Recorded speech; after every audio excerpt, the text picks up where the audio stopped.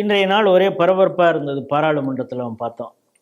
தொடர்ச்சியாக திமுகவினர், திமுக எம்பிக்கள் மத்திய அரசின் மீது குற்றச்சாட்டுகளை சொல்கிறாங்க. ஏன்னா நிதி ஒதுக்குறதில்ல, பிஎம் ஸ்ரீயை ஏற்றுக்கலைங்கிற மும்மொழி கொள்கையை ஏற்றுக்கலைங்கிற ஒரே காரணத்துக்காக நிதி பங்கீடு எங்களுக்கு கொடுக்காமல் இருப்பதா, இது ஜனநாயக உறவு ஃபெடரல் ஸ்ட்ரக்சருக்கே எதிரானது அப்படின்லாம் பேச, அதற்கு பதில் கொடுக்கும் விதமாக தர்மேந்திர பிரதான் பல விஷயங்கள் உண்மைகளை பேசியிருக்கிறார். நீங்கள் ஏற்கனவே இதுக்கு எம்ஓயுக்கு ஒத்துக்கிட்டீங்க, இது போல் ஏதோ நீங்கள் மட்டும்தான் ஒத்துக்கிட்டீங்கிறதுல இது போல் பாஜக அல்லாத ஆட்சி கர்நாடகா ஏற்றுக்கொண்டது, இமாச்சல பிரதேசம் ஏற்றுக்கொண்டது, ஏன் பஞ்சாப், இப்போ இங்கெல்லாம் எந்த ஒரு சிக்கலும் இல்லை. அவங்க இந்த என்இபி, இந்த பிஎம் ஸ்ரீ இதெல்லாம் அவங்க இம்ப்ளிமெண்ட் பண்ணிக்கிட்டு இருக்காங்க. ஆரம்பத்தில் நீங்கள் ஒத்துக்கொண்டதை இப்பொழுது யூட்டர்ன் எடுப்பதற்கு காரணம் யார்? அந்த சூப்பர் முதல்வர் அப்படின்னா முதல்வருக்கும் மேலே யாராவது டெசிஷன் எடுக்கக்கூடியவங்க இருக்கிறாங்களா அப்படிங்கிற ஒரு எண்ணத்தோடு அவர் கேட்கிறார். இது வைத்து இதை பேசும் பொழுதே திமுக எம்பிக்கள் எப்பொழுதும் போல அவங்களுக்கு பதிலடி கொடுத்தா, அதாவது நிர்மலா சீதாராமன் பேசுனா பயந்துட்டு ஓடிடுவாங்க.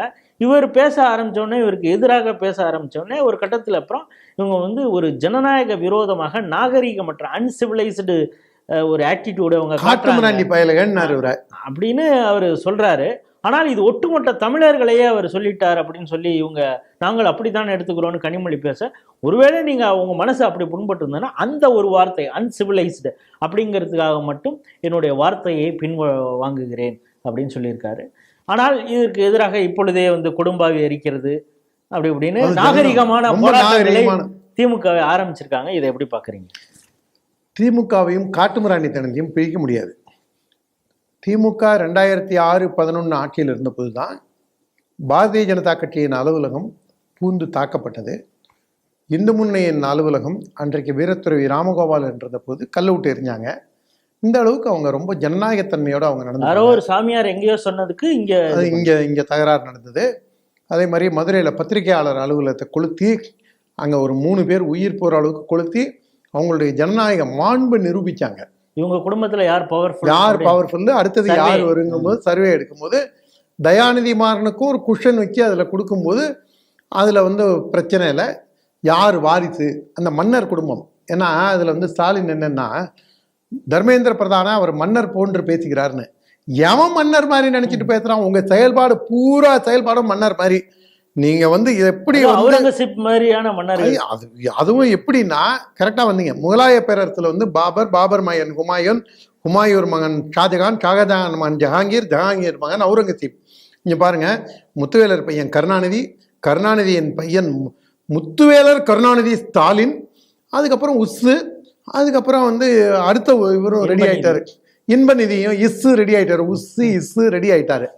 இதுல பாருங்க, இதுல மன்னர் பரம்பரையில வரவங்க தர்மேந்திர பிரதானோட அப்பாவாவது ஜனதா தளத்துல எம்பியா இருந்தார். பிஜேபியில் அவங்க அப்பாவுக்கு எந்த வேலையும் கிடையாது. தர்மேந்திர பிரதான் பையன் கூட பிஜேபியில் இருக்கானான்னு நம்மளுக்கு தெரியாது. ஒரு டிசைடிங் அத்தாரிட்டியில கிடையாது. ஏன்னா தர்மேந்திர பிரதான் நான் இளைஞரணி பொறுப்புலேருந்து ரிலீவ் ஆகிற நேரத்தில் தான் அவர் அகில இந்திய இளைஞரணி தலைவராக வராரு. அதனால மிஞ்சி போனால் அவர் பையனே இருந்தால் கூட 25 வயசுல அவன் எந்த ஒரு டெசிஷன் மேக்கிங்லையும் வர முடியாது. மிஞ்சி போனால் அவன் கவுன்சிலர், அதனால எம்எல்ஏ ஆகலாம் அட் த மேக்சிமம். அதுக்கு மேலே அவனால் ஒன்றும் ஆக முடியாது. உங்களை மாதிரியா உங்களுக்கெல்லாம் புத்தியே கிடையாது. அவங்க அப்பா கருணாநிதிக்கு ஏதோ நல்ல கற்பூர புத்தியாக இருந்தார். அது என்ன காரணம்னு யாருக்கும் தெரியாது. ஆனால் என்ன, நான் இதை ஏன் சொல்கிறேன்னா, நீங்கள் உஸ்ஸையும் ஸ்டாலினையும் பெரிய தத்தியும் சின்ன தத்தியும் பார்க்கும்போது இப்படி ஒரு கருணாநிதிக்கு இப்படி ஒரு பையனும் பேரணுமா, இப்படி தான் நமக்கு தோணும். நீங்கள் தான் மன்னர் பரம்பரையில் வரீங்க. அதுவும் எப்படி உங்கள் அண்ணா அழகிரி கூடாது, எப்படி இவனை அவுரங்கசீப் எப்படி கூட பிறந்த அண்ணனையே பிடிச்சி ஜெயிலில் தூக்கி போட்டானோ அந்த மாதிரி நீங்கள் அவரை வேற ஒரு பக்கம் நீங்கள் கழிச்சு கட்டுறீங்க. தங்கச்சி கட்சியிலே இருக்கக்கூடாது. அதனால தங்கச்சி அப்படியே கட்சியில் இருந்தாலும் நீ ஒரு எம்பியாரு, டெல்லி போயிட்டு வா, நீ எங்கேயாவது போய் கூட்டத்தில் பாரு, எனக்கு முட்டு கொடுத்து நான் ஆட்சியில் இல்லாத போது இளம் விதவைகள் அதிகமாக இருக்காங்கன்னு சொல்லு, நான் ஆட்சிக்கு வந்ததுக்கப்புறம் அதெல்லாம் இப்போ பேச முடியாதுங்கன்னு பதில் சொல்லிட்டு ஊமை மாதிரி போயிடு. அப்படிங்கிறதான் அவங்களுக்கு கொடுத்துருக்கக்கூடிய அதிகபட்ச சுதந்திரம். தர்மேந்திர பிரதான் யார் அந்த சூப்பர் சிஎம்னு கேட்டிருக்கிறது. ஃபஸ்ட்டு நான் உதயநிதி ஸ்டாலினா இருக்குமோன்னு நினைச்சேன். உதயநிதி ஸ்டாலின் வேற நம்மளால் அதில் பெருசாக இது பண்ணி பார்க்க முடியாது.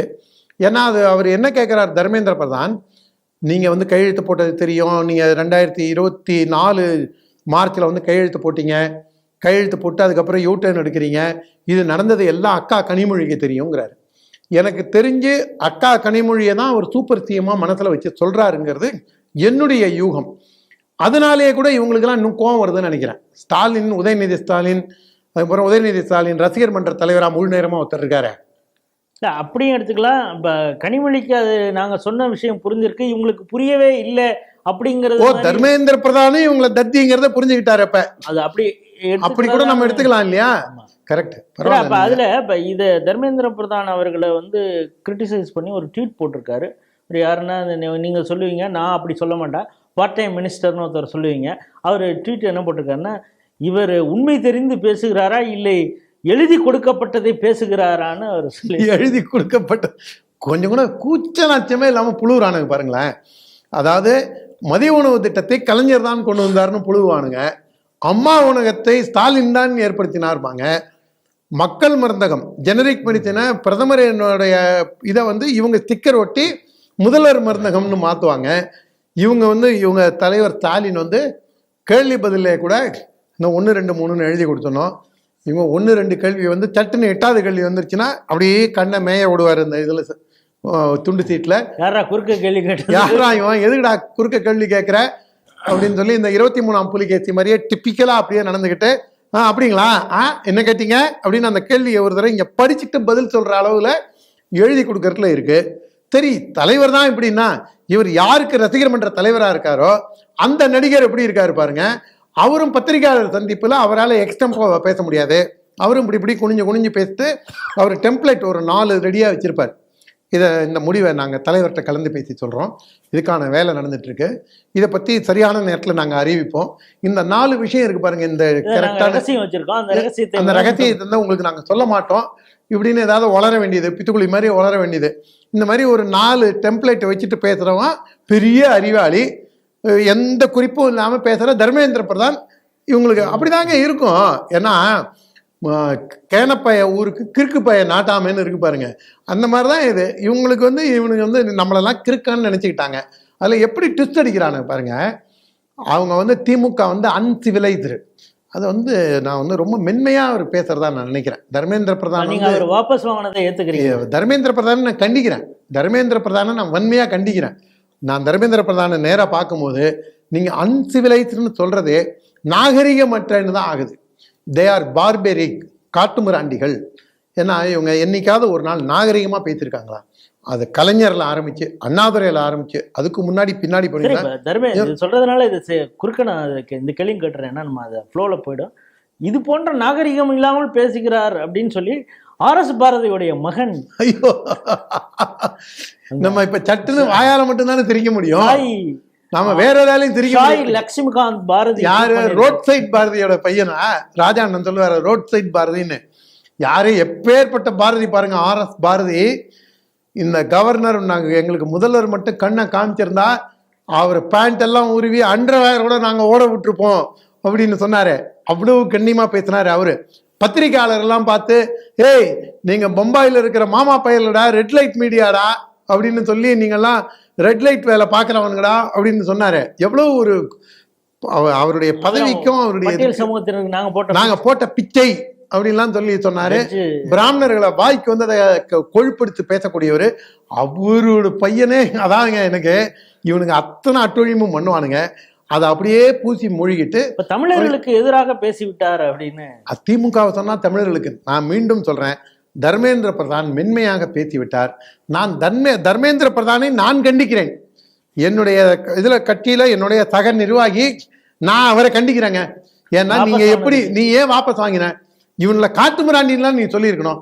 இவனுக்கு வந்து நாகரிகமற்றவர்கள் கிடையாது, இவர்கள் காட்டுமிராண்டிகள், இவர்கள் கொடூரமானவர்கள், இவர்கள் கீழ்த்தரமான வார்த்தையை பயன்படுத்துபவர்கள், இவர்கள் மனிதநேயமற்றவர்கள், இவர்கள் பதவிக்காக என்ன எதை வேண்டுமானாலும் செய்ய துணிந்தவர்கள். அப்படிப்பட்ட பவர் மாங்கல்ஸை நீங்க வந்து நான் அந்த வார்த்தையை வேண்டுமானால் திரும்பி பெற்றுக்கொள்கிறேன் என்பது நாகரிகமானவர்களை, குறிப்பாக தமிழர்களை கேவலப்படுத்துவதாகத்தான் நான் உணர்கின்றேன். ஏன்னால் நீங்க திமுகவை எந்த அளவுக்கு நீங்க கடுமையா விமர்சிக்கிறீங்களோ அந்த அளவுக்கு தமிழர்களை நீங்கள் தூக்கி பிடிப்பதாக நாங்கள் உணர்கின்றோம். எனவே தர்மேந்திர பிரதான் அவர்களே, சகோதரனாக, சக நிர்வாகியாக நான் உங்களை கேட்டுக்கொள்வது, இந்த திமுகவை எப்படி நம்முடைய அக்கா நிர்மலா சீதாராமன் பாராளுமன்றத்தில் வைத்து செய்தார்களோ அதை போன்று இவர்களை அடித்து ஓட விடுங்கள். நான் அடித்து உடனே வன்முறையை தூண்டி நான் ராஜேஷும் ஜெயராமனும் அப்படின்னு அடுத்த கேஸ் நம்ம மேல போடுவாங்க. வார்த்தைகளால் கிளாஸ் எடுங்கள். இவங்களுக்கு பதிலே சொல்ல தெரியாது.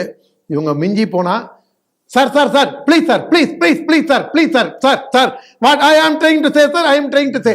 இதை தாண்டி வேற எந்த டெம்ப்ளேட்டையும் உங்கள்கிட்ட கிடையாது. உருப்படியா பதில் சொல்றதுக்கு ஒத்த 2 பேர் இருந்தவனையும் அங்க வந்து யாரையும் இவங்க திமுக காரங்களே பேச விட மாட்டாங்க. அப்பேற்பட்ட திராவிட முன்னேற்ற கழகம் அரசியலிருந்து அப்புறப்படுத்தப்பட வேண்டும்.